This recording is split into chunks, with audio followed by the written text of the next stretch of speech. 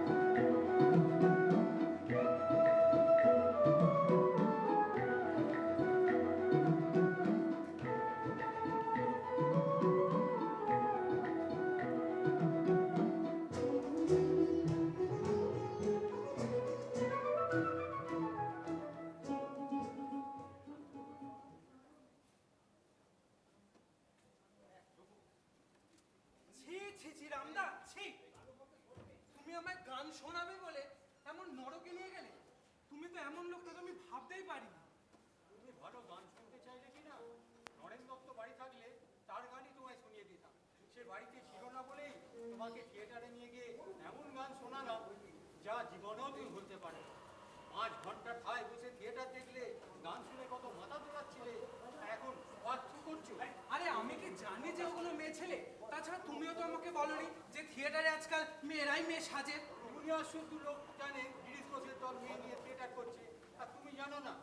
ছি ছি ছি, মেয়ে ছেলে করে থিয়েটার, আর তাই আমরা পয়সা খরচ করে দেখে এলাম। পয়সা তো দিয়েছি আমি, তুমি অত বুক চাপড়াচ্ছ কেন? কই রাখাল তো কিছু বলছে না? কি সুন্দর গান বলো তো দেখি। যেমন বাণী তেমনি সুর, তেমনি মেয়েটির গলা। শিব যদি মা তোমার স্বামী, লুটাই কেন পদতলে। আরে থামো থামো। হ্যাঁ, শিব যদি মা তোমার স্বামী। কোন বেটারা মেয়েদের থিয়েটার করতে পাঠিয়েছে? হ্যাঁ, বেটারা নয়, বেটিরা। ওদের মা নেই, সবারই বাবা। তার মানে